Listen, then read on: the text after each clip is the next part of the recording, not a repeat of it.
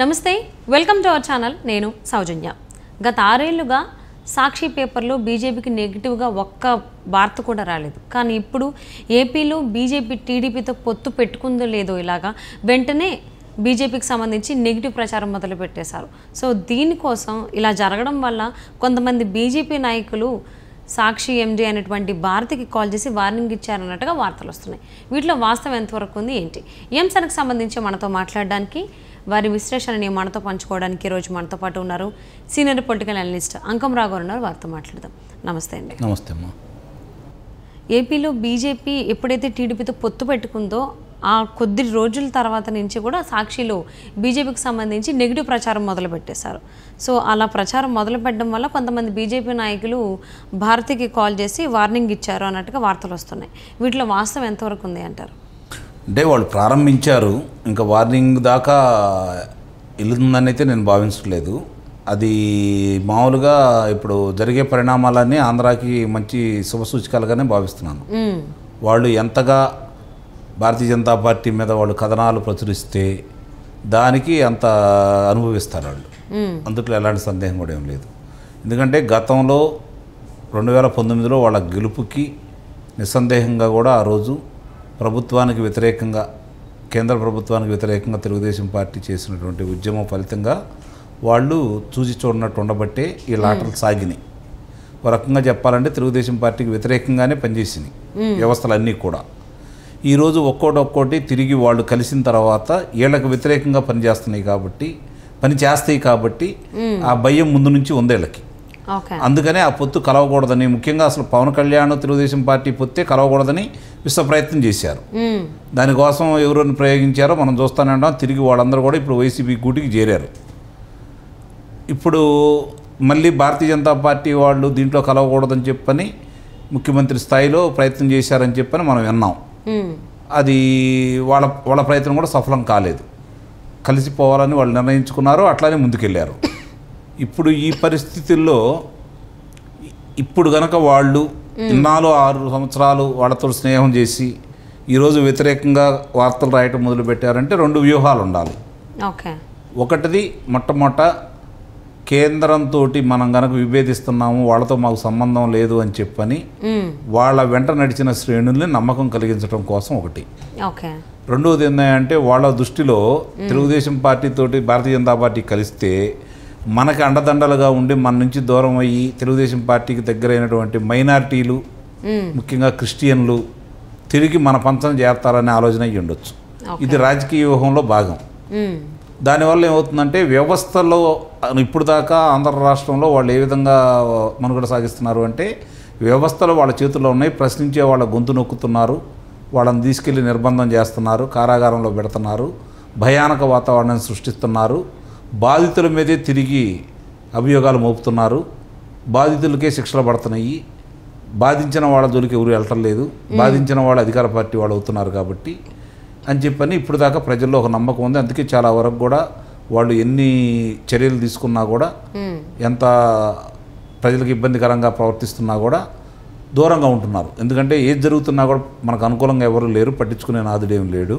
వ్యవస్థలన్నీ వాళ్ళకి అనుకూలంగా ఉన్నాయి. సమయం సందర్భం వచ్చినప్పుడు మన అభిప్రాయం తెలియజేసుకోవచ్చు. మన చేతిలో బ్రహ్మాస్త్రం అనేది ఒకటి ఉంది కదా అని చెప్పని ఎవరికాళ్ళకి ప్రజలందరూ కూడా దూరంగా ఉన్నారు. ఇప్పుడు పరిస్థితులు మారుతూ ఉన్నాయి కాబట్టి అధికార గణంలో ఇప్పుడిప్పుడే మార్పు కొంచెం కనపడతా ఉంది. అందుకే ప్రత్యక్షంగా నేను చూసుకుంటా ఉన్నాం. విశాఖపట్నంలో గవర్నర్ గారికి సంబంధించినటువంటి అక్కడ సమావేశం ఎప్పుడు అమర్నాథ్ గారు అక్కడ ఏర్పాటు చేస్తూ ఉంటే లక్ష్మీభారత్ గారిని కావచ్చు, అమర్నాథ్ గారు కావచ్చు, ఇద్దరిని అనుమతించలేదని చెప్పి స్పష్టంగా తెలిసింది.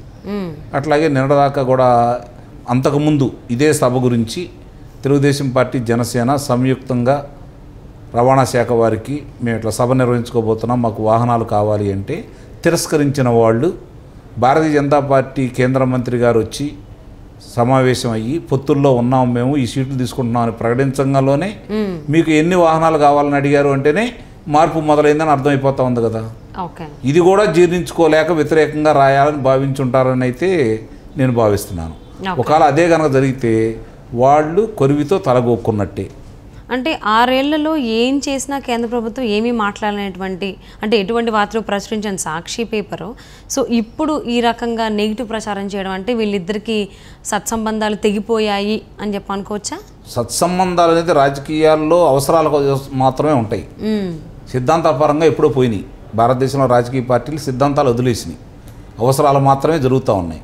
ఈ అవసరాలు జరిగే ఈ సందర్భంలో ప్రస్తుతానికి భారతీయ జనతా పార్టీ అనేది తెలుగుదేశం పార్టీతో కలిసి ప్రయాణం చేస్తుంది కాబట్టి దాన్ని విచ్ఛిన్నం చేయడానికి ప్రయత్నం చేస్తున్నారు. కాబట్టి ఇందాక నేను ఉదాహరించినట్టు భారతీయ జనతా పార్టీ వల్లే రాష్ట్రంలో ఇలా జరుగుతుందని చెప్పని ఎక్కువ మంది కూడా భావిస్తున్నారు. కాబట్టి తటస్థులు వాళ్ళని ఆకట్టుకోవటమా, రెండోది ఈ మైనారిటీ వర్గాలని దగ్గర చేర్చుకోవటం, వీళ్ళు కూడా దూరం అయ్యారు కదా ఇంకా దూరం చేయాలనే భావంతో ఉన్నారా, ఈ 2 ప్రయోగాలు మాత్రం వాళ్ళు చేసేది.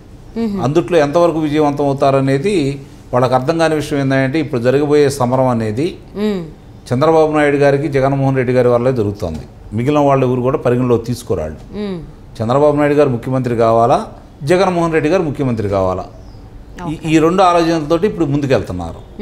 నాకున్న సమాచారం ప్రకారం వివిధ సంస్థలు సేకరించినటువంటి సమాచారం ప్రకారం కూడా చూసుకుంటా ఉంటే ఇప్పుడు తెలుగుదేశం పార్టీ జనసేన కలిసిన తర్వాత వాళ్ళ యొక్క ఓట్ల శాతం అంటే జనంలో 100 మంది కనుక ఉంటే తెలుగుదేశానికి జనసేన కూటమికి మీరు బలపరుస్తారా, లేకపోతే